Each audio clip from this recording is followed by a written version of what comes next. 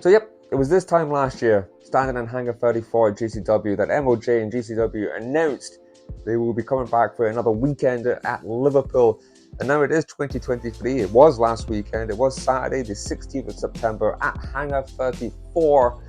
And boy, what a show this was. It was fun, a show with great wrestling, fun wrestling, and you know, with that last match, violent as hell wrestling as well.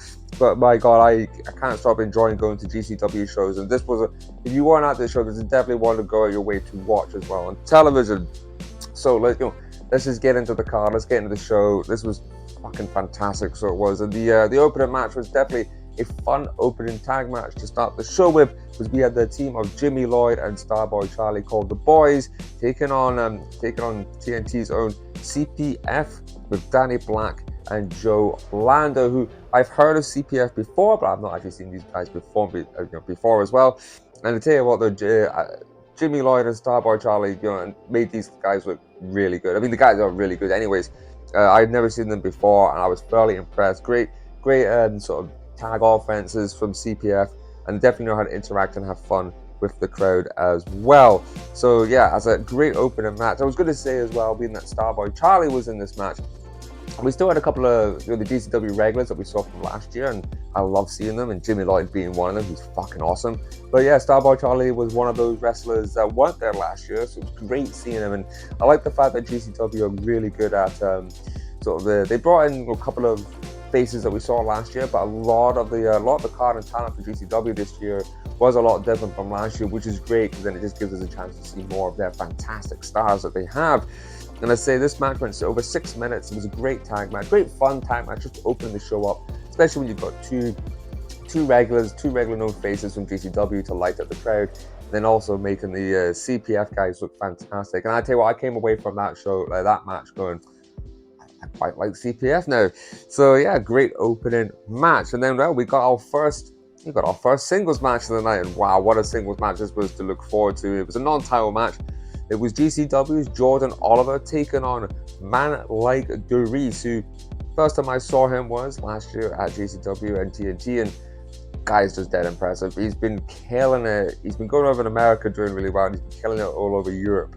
And if you actually go watch, I think this is for a few of the guys, you go watch the interaction between Hobbs and Miro at All In and Wembley, take a little notice at the security. You'll see like Man Like Dereiss was part of that security, and well deserved. He was on the show, but he is definitely one to keep an eye out for the future of UK wrestling, because he's fantastic. His entrance is awesome. He actually comes out and not pretending. He actually does really good sort of. He raps towards the ring, but I'm trying to remember the style of rap he does. It's like UK grime, I think it's called. I don't know. I'm not as knowledgeable in that scene. However, really, really cool entrance. Same with Jordan Oliver, because we all love his, young dumb, and broke entrance, and everyone chanting that at him. And these are just two massive baby faces right now. And the fact that Jordan Oliver is currently your GCW champion at the moment, because he won the Jersey J Cup. Was it this year or was it last year he won it? I think it was this year, because I think I was going to talk about it and I ended up not doing it. But anyway, look, this match almost went 15 minutes. Just a great back and forth between these two, especially with the fans chanting, Man Like Dereiss, and then obviously the chanting you know, the 0121, that's it. And then you've got Jordan Oliver obviously doing the Young Dung and Broke stuff. Great match. Great little singles match. You know, these two could work well together. And I wouldn't say no to seeing these two wrestle again, which is definitely, Jordan Oliver was saying that at the end of the promo that you know, he would like another singles match against Man Like Dereiss in America, and then even more, which whet our appetite in America. He suggested him and Nick Wayne to take on the team, the 0121 team of Man Like Dereiss and Leon Slater. You want to see that bloody match? That would be absolutely awesome to see. So yeah, got me popping when he made that announcement at the end of that match. But I tell you what, a great opening singles match, I would say, for this show as well. As I saw that on the card, and I was like, that's going to be a good back and forth, and it definitely was. But say Jordan Oliver, he came away with the win, and I say he made Man Like Dereiss look really good in this match, and you got to watch out for Man Like Dereiss. There's a guy with, I can't wait. He's going to great wrestler. Anyway, so look, and then here's a match on the card. For funny reasons, I could not wait to see. So I do not know much about him in the UK scene. I've just seen him pop up here and there. It's been very interesting. But we managed to get Joey Janela, the bad boy, taking on Blue fucking Kane. And I was waiting for this match all weekend, because who doesn't want to have a bit of fun and see a guy? So basically, Blue Kane is essentially, he's Kane, but he's blue, and he has frozen powers instead. But this match was a 7.5 minutes. This one went. What a lot of fun! What a lot of fun to watch this. Just, there was a botch with Blue Kane's entrance. They had the video on, but no music. So, and then that sort of cut off, and there was a lot of that "it's on mute" chants was going on as well. They finally got his music going, and if you get a chance to see Blue Kane live, I would recommend it. He is just very funny. Very funny. The entrance music too, I was still singing at the end of the show. It's like a goth rock version of Eiffel 65's Blue. You know that Blue, but really funny stuff. And this match too, like it was generally Joey Janela taking on the actual Kane. With all those spots where he knocks Kane down, Kane just rises back up. They did a spot where Joey just kept kicking him down and he kept rising back up. There was a choke slam attempts going down for them. Joey Janela tried to run away from him. He goes behind the curtains, comes back out, Kane's still there, and Kane uses his ice powers to make it like a really shitty looking but hilarious, obviously add to the comic value, this shitty sort of snow machine, just tiny bit of snow came out, and you see Joey running to wear his jacket. But my goodness, it was literally the story of how the hell is Joey now meant to keep Blue Kane down? How do you do that? It's like watching. It's like when I was a kid watching Kane or Undertaker as a kid. That's what you always thought in your head. Like, how are you going to keep this guy character down if he just keeps rising? But say, it was a really fun match. And at the end, it took. Let me get this right. I think Janela basically had to do a double foot stomp off the turnbuckle onto a chair that was lying on top of Blue Kane, and even when he pinned him for the free, because Joey Janela went over this match, when he pinned him for the free, just even after the free count, like Blue Kane still manages to get an arm up, and then as Joey is sort of leaving the ring, Kane just pops back up again, and Joey just bolts right to the back. He doesn't want anything more to do with Blue Kane. Especially, you should see Joey Janela's facial expressions when Blue Kane comes out in his entrance. He is shitting his pants, but fun match, and I get to say to people now that I've seen Blue Kane wrestle. I mean, we're never gonna get to see the real Kane, are we? So look, Blue Kane, fucking over in my eyes for sure. I would happily go see Blue Kane wrestle again. Very entertaining, especially if you're a fan of nostalgia. Just makes nostalgia fans pop pretty much, with his little inside Easter egg jokes, and he's very clever, very clever. So look, go support Blue Kane, please. Like we need to keep him in the British scene. It's too much fun. Just too much fun. And then after this, what a match. If you are a luchador fan, if you, like me, a bit of a spot monkey who loves the flippy dippy stuff, and I don't care what fans say, I like a bit of the flippy dippy stuff. This is a match to go bloody watch, because we had a triple threat, which, by the way, when the card got announced, this was meant to be a singles, but turned into a triple threat. And it was one of those decisions I'm not complaining about. this was fucking awesome to watch, eh? And this match, we had Gringo Loco, GCW's Gringo Loco, who was another one who wasn't there last year, came in this year, big name for GCW, and he was taking on the Mexicans of Arez, who, I'll must admit, I've never really heard of him before, and a buddy of mine sent me some clips of this guy wrestling. Boy, I couldn't wait to watch this guy get into the ring, and it was him, so it was Arez, and also with Latigo, who was, I think, another one I'm not too sure. I've heard the name before, but I tell you what, these three guys in the ring, right, a lot happened in the ring. There was a lot of spots, a lot of combinations, sequences, just high-flying maneuvers. And like, man, you gotta remember, this is a Hangar 34. The ring isn't that massive in the Hangar 34 venue. But credit these guys, they did bloody everything.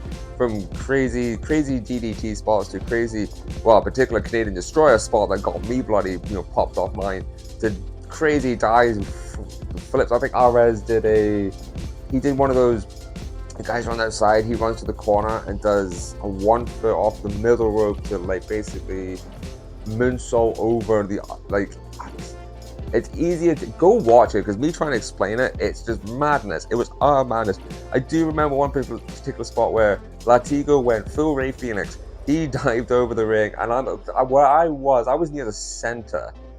And when he dived over, I had to move my missus out of the way, and also his foot almost connected with my friend Wookie's face as well. But what a bloody spot it was, and a great fight. When you go to these GCW shows, you really got to sign yourself up for the fact that you might get hit in the face. But like, these three guys just put on a luchador clinical match. This match was, as I say, if you're into the flippy dippy luchador stuff like I am, this is one to go watch. It was one of my matches of the weekend. I loved it. And again, if you've never heard of, all three guys are fantastic, but if you've never seen Arez before, the King of Strange style, I think they call him. He also liked one of my videos on Instagram as well of the match. If you follow my Instagram page, there's a couple of clips I filmed that's up there of this match. Go check it out, because these guys killed it, so they did. And this ended up with Gringo Loco winning the match. He did the, what's that one he does? I saw him doing it on Latigo, when he gets him up on his shoulder, and then he's facing out to the crowd on the turnbuckle, but then he does the, transitions him into the Thunder Bomb, I think it is, or I'm just gonna like that. Is it a Liger Bomb? No, it's not a Liger Bomb. But anyway, he does a power bomb basically. Like, it just looks really sick. I've seen him do it quite a few times in matches. And yeah, Gringo Loco, he picked up the win. Go watch this match. Go watch it. That triple threat was fuck that. I watched it a few times there myself. These guys, they put themselves on the line. These guys, and oh my god. So yeah, go watch that one. It's a good 15-minute match. 14 and a half minutes, but it's really good 14 and a half minutes of luchador wrestling. So look, yeah. Well, yeah, and then obviously we got our first death match of the night, and it was the all-women's death match. It was for the GCW Ultra Violent title, and we had Rina Yamashita, who that's one to sort of tick off my list, as we all know. Some reason I like Japanese wrestling a lot, and the last couple of weeks I've been seeing some really good big Japanese names. And in deathmatch terms, Rina Yamashita, I could take that one off. I was so happy to get to see her. And he was taking on one of the UK favorites from Ireland. You got Session Moth Martina, who is just, as I say, I've seen her last year. She's very popular. She's very entertaining as well. My missus, I can't remember the name of the bloody song. That's awful. I'm not a dance fan. But the song she came out to, my missus loved, kind of grew up listening to. It starts like every time we touch. I'm sure somebody in the comment will scream at me knowing what the song is. I'm just showing myself as a dinosaur right now. But anyway, my missus really enjoyed it, and this went 17 minutes, which is a lot longer than I actually thought this match was going to go on for. This almost 18 minutes, but this was interesting to watch. And if you saw the really cool promo video the Session Moth Martina did for TNT on GCW, it was basically saying she doesn't want any more death matches, and then she gets to sign up to take on the Ultra Violent champion. So I'm sure when she came out, when Rina's music hit, where I was standing, at least 3 times Session Moth had to open up or jump over the barrier while I was running away. It was quite funny. So it was and like the start of this match was basically Session Moth doing her best not to get involved in a death match, especially with Reina Yamashita, because she's psycho. She is actually psycho in the ring, absolute psychopath. But that's why we love her. But it was Session. It was your presented her flowers, chocolates. I think there was something else you gave her. Was it beer? I think it was something else. But yeah, Reina was not. Reina wasn't having it. I mean, at one point, Session just lies down, just pin me.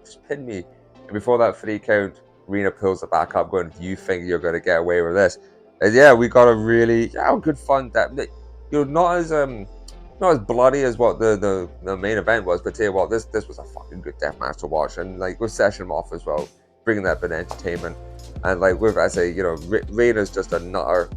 She likes to do stuff like she hits herself with tubes and starts cutting her forehead with her own tubes. She didn't do it really much, but I've seen in previous matches, like she starts eating away at it. Like she is generally psychopath in the fucking ring when it comes to a death match.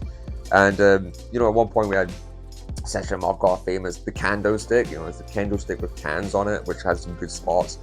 And I say, it was fair play to Session Moth, because I don't know if I could do it. I could do a deathmatch full stop. I'm a complete and a pussy me, but to go in there with Rina Yashimita and put like a fucking great deathmatch as well. That's one of the reasons I love Session Moth. She can do a serious wrestling match. She can do comedy. She can do deathmatch. She's just well all rounded. Great with the fans as well. Looking fantastic in the ring as always. We know the gimmick. One of our gimmicks is that everybody fancies Session Moth, Martina, and I think even my girlfriend fancied her a little bit after that match. But I say Rena won the match, obviously, still the champion, still holds the belt. It was cool seeing that belt. I like the Ultraviolent Championship belt from the GCW. I think it looks fantastic. It looks great for Rina Yashimita as well. So I'm guessing you can keep that title on her for quite a while, so you probably could. But yeah, it was a great 17 minutes, 44 seconds. I don't know why I'm giving you such an exact time. I'm not German. But yeah, really good opening sort of wee death match. And then, being that was a death match and there's glass everywhere, we got to intermission for 15 minutes because this was live on Fight TV, which if you don't have, please go watch it. I've got it, so I can watch as many replays as I want of that show. So yeah, then we had a little intermission break where I get myself a wee bottle of water or something and chill out. And then, we got back into the action. And they came back with a 6-man tag, a really, really fun 6-man tag. And one of the matches my girlfriend was looking forward to because she is a big fan of Bussy, which is Effie and Ali Catch. But we will get to see the full, pronounce this correctly, Frusi, I think it's pronounced. Somebody explained to me later what Frusi was. I can't actually remember, but it was new information to me. Again, dinosaur here. So yeah, we had a 6-man tag of Frusi, which is Ali Catch, Effie, and the Dark Sheik, which was the Dark Sheik. I think it was the Dark Sheik's first UK appearance as well, which is cool to see the Dark Sheik. The Dark Sheik just looks cool. Say what you want, but just a cool person, cool character. Style. I'm a big fan of the Dark Sheik, and it was them taking on Team Mayfair, who, if you don't know, UK team. So it was Tate Mayfair, who is, I think, one of the UK's best heels at the moment. I went to Rev Pro on Saturday night before All In, but I was tempted to go to Progress just because it was Team Miller versus Team Mayfair, and I thought that'd be a fun match to watch. But we got to see a good match here. So it was Team Mayfair. So obviously you've got Tate Mayfair, James Ellis, and Mulligan. And this match, 14 and a half minutes, this one. Again, just a fun match, a fun match, which had Ali Catch trying to make out with Tate Mayfair the whole time.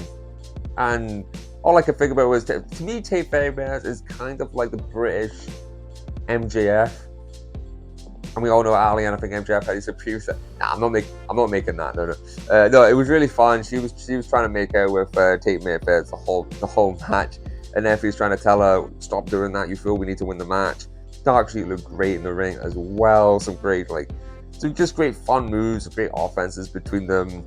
And then Ali managed to finally get her kiss off. Well, no, it was, what was it? I think Ali's about to pin someone. Then T comes over and he doesn't know how to stop what. I don't know if she's about to do a move or a pin. But anyway, to stop whatever she was about to do, just grabs her and starts making out with her, which I think made my missus slightly jealous because she's a fan of Ali Catch.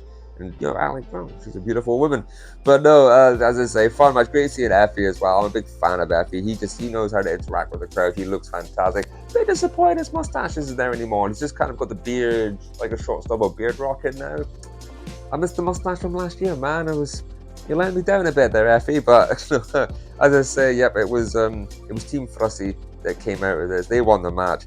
It was a lot of fun. Like, as my missus, it was one of the highlights of the weekend was getting to see Bussy, Ali Cat. She got to meet them later, the meet and greet. She got to get a photo of Ali, bought some product, some merch of Ali as well. Ali was very, very nice to my missus. Thank you very much, Ali Cat. It made her weekend. It definitely did. Especially it was her first experience of death matches, my missus, this weekend, which, for the record, she did enjoy. Which is good, because she's coming to Bleeding Gums in November. That's going to be fucking hilarious. That's going to be so fucking violent. Hilariously violent. But anyways, let's move on with this card, because after the 6-man tag, we had another singles match. And so we had two GCW regulars, two really good names. We had Masha Slamovich from Russia taking on my man, one of my favorite heels actually, GCW, Tony Deppen, who I saw last year, and I was so happy they announced him again for this card, because I love Tony Deppen. Just a really fun heel. You got to be careful. It's like, yes, he did fling somebody's, I think I said in a previous video, he likes to fling people's hats miles away, and I took my hat off, took my girlfriend's hat off, and it was the guy next to my friend Wookie's hat that got launched in the end. So dodged a bullet there. But yeah, as I said, I was lucky enough to meet Masha Slamovich as well the night before. Lovely, lovely girl. Really good chat too. I've been told she kind of really wants to wrestle in Scotland. So any Scottish companies out there, take note. Masha Slamovich wants to wrestle in Scotland.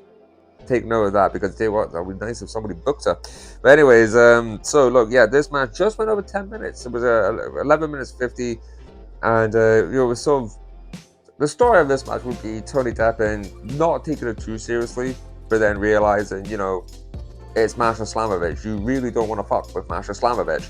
And Masha Slamovich, she's one of those other wrestlers that can do fun matches. She can do, she can do death match. She can do wrestling matches. She's got all, and her and Tony Deppen just had really good chemistry in the ring, like really good back and forth, with some traditional sort of wrestling in there as well. And I say, I've been looking forward to seeing Masha for a while. Absolute smashing lassie, and like as I say, this was another really good singles match. And we need to, I can't complain. I said, I've seen the card, I've seen this match. I was like, that's another one to look forward to. Especially Masha's entrance, and she's way over. Like both of them are over with the crowd. But Masha, we've seen she's been doing stuff in Impact as well. I think, is she the current women's tag team? Someone say in the comments, because I know she's a current champion, I think, right now. But no, she's doing really well in sort of Impact as well and other promotions. And her name is elevating. And the cool thing about this match, I thought the cool thing was was it the night before? I think the PWI came out with a PWI 500 list. And Masha was the highest ranking, I think she was the highest ranking woman at 15. Number 15 for the PWI 500. So congratulations, Masha. That is fucking awesome. So it is. And I got to see her wrestle, so I cannot fucking complain at that. And then, we had our two last matches. So the second to last match was another singles, and it was for the GCW World title. I don't care what anyone says. I fucking love Blake Christian, even though he's a proper heel at GCW, especially the way he won that title. If you know, you know, and people really got pissed at that. But I've always been a fan of Blake Christian, love him in Ring of Honor. Obviously, we've seen him on AEW as well, doing stuff there. But he's a GCW sort of main stable, and he's the current champion. I love him as a champion. And it was Blake Christian taking on Leon Slater, also part of the 0121 with Man Like Dereiss. And Leon Slater is another British one. He was also in the security crew for Hobbs and Mirror and All In. I also saw Leon Smith the night before All In at Red Pro taking on Dan Maloney, and that was a fucking awesome match. And man, Leon Slater he's just going to keep rising. Every year he just goes to another level, and this guy is just. It was a really, everybody was cheering on for Leon Slater, obviously, his match. I might have been, me and my friend Wookie might have been the only people cheering on Blake Christian. But what can I say? I love to cheer on a heel. I really do. So yeah, this was another great little back and forth match. Blake Christian making Leon. This match almost went 20 minutes, but it was 19 minutes this match went on for, and Blake Christian was soaking up all the hate from the crowd as he does it best. He's really good when he goes on the outside, not giving two shits of what people think about him. And he's really good at trolling and winding up the crowd. But I said Leon Slater came out, and just Leon Slater's just the bees and knees. You know, I love what that spot he does. Christian was at the outside in the corner, and when Leon does, with those guys who can do the dive straight over the ring posts, people like your Ricochets, I'm sure Nick Jackson could do it as well. I'm sure there's a few of them, but I find that so impressive. One thing diving over top of ropes, but then having to go over the ring post as well, always blows my mind. But I said these guys had great chemistry together, both fast. Really fast, actually. Very technical if they want, and they just worked well off each other, and I really enjoyed this. That's a Blake Christian. Everyone cheering on Leon Slater apart from me, and yeah, Blake Christian. He picked up the win. I think there was a bit of shenanigans involved. I need to go rewatch that match again, but it was a fun match, a really good match. What the GCW World Title match, and yeah, as I say, the boos that came after Blake Christian's 3 count. Oh, jeez, I was cheering. I was standing up, applauding the guy, like, yeah. One funny part was, though, there was no all heart chant for Blake Christian, but someone did have a sign saying all shart, and everyone started chanting that, which was quite funny. But I think there wasn't one all heart chant from anybody the whole night. That just shows how good of a heel Blake Christian is, and I suppose, and I suppose hopefully we'll see him again next year as well.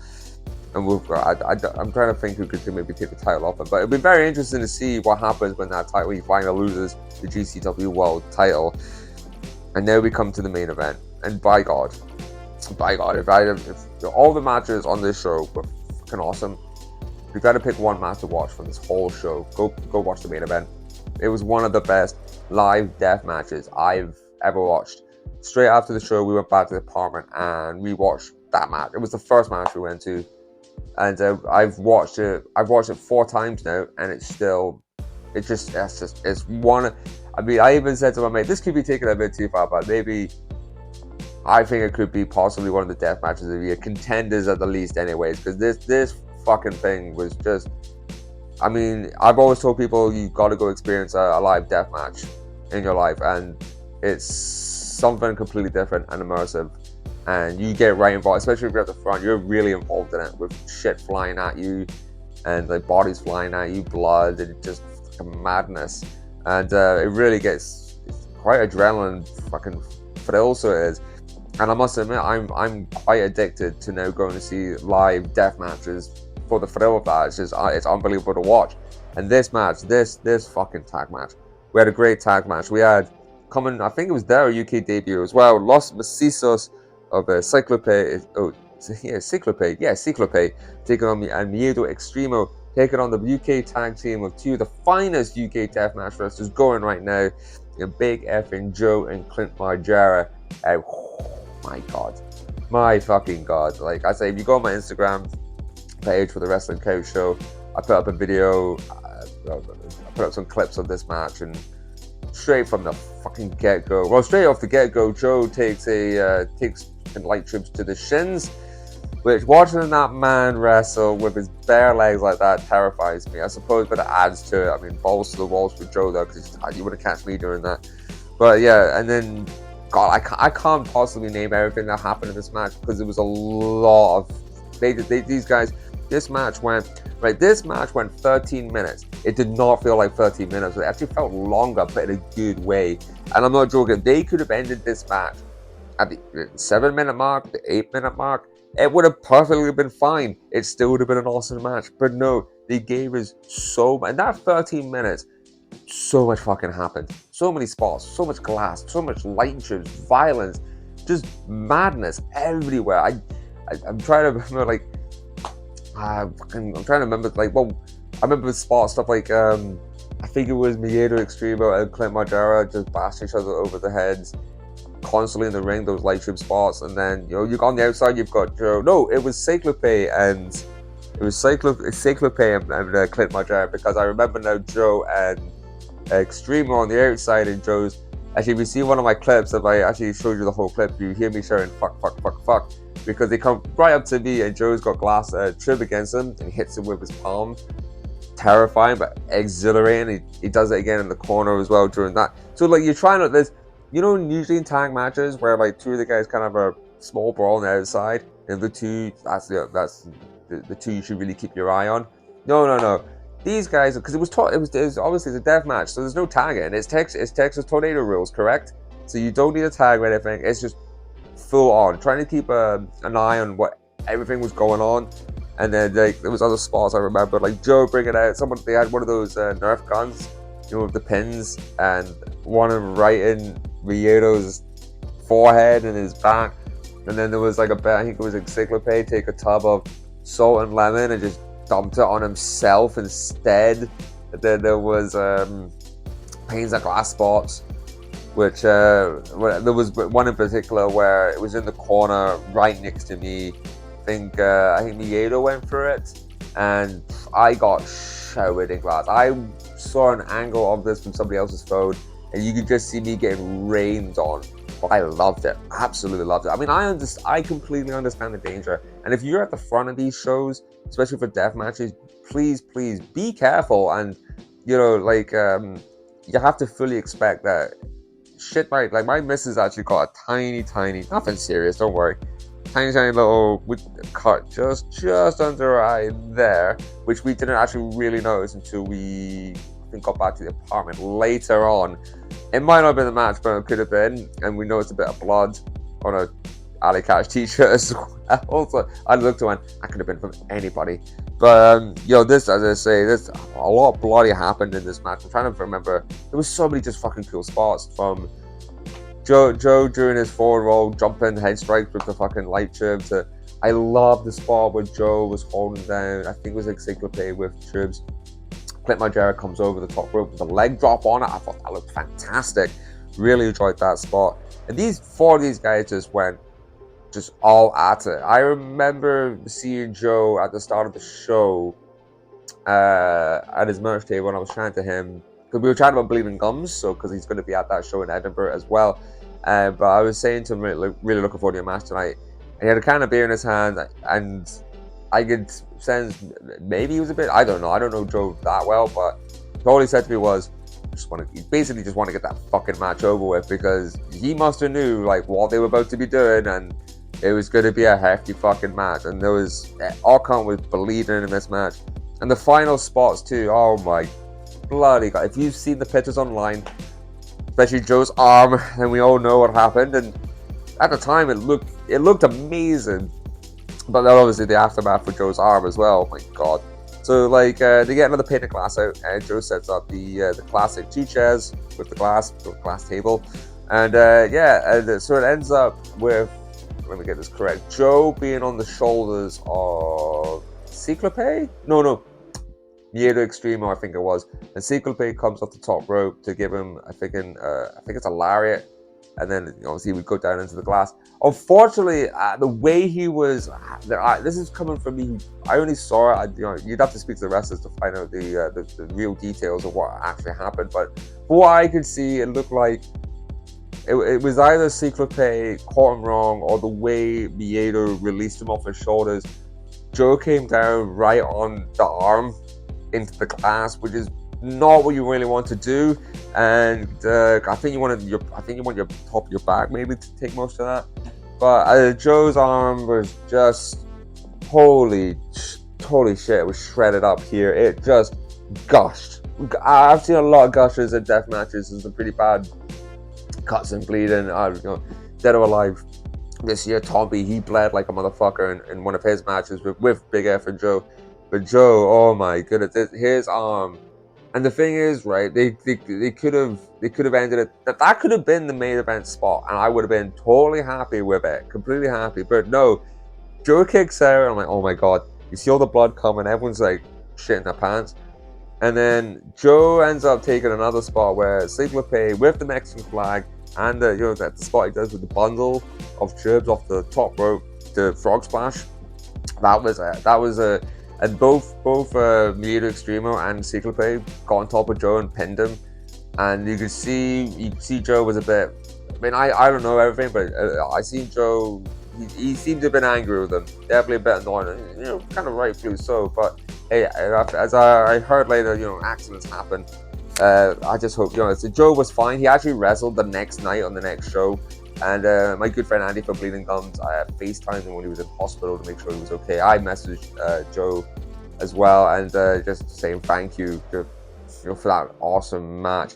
But yeah, like if you've seen the page, I'm not going to show them on this page, but if you go into Joe's, like if you've seen Joe's Instagram story the last couple of days, and yeah, you probably would have seen the cut.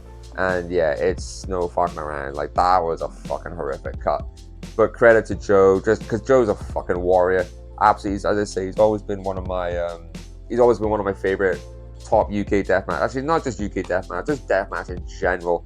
But look, these four guys just put on a fucking awesome deathmatch. All four of them. You know what I mean? Like Clint as well. I love Clint. He was lovely. He got my missus got a picture of him later on, and he's still covered in blood, giving a lovely thumbs up and an excellent smile. Like Clint's fantastic as well. He's such a nice.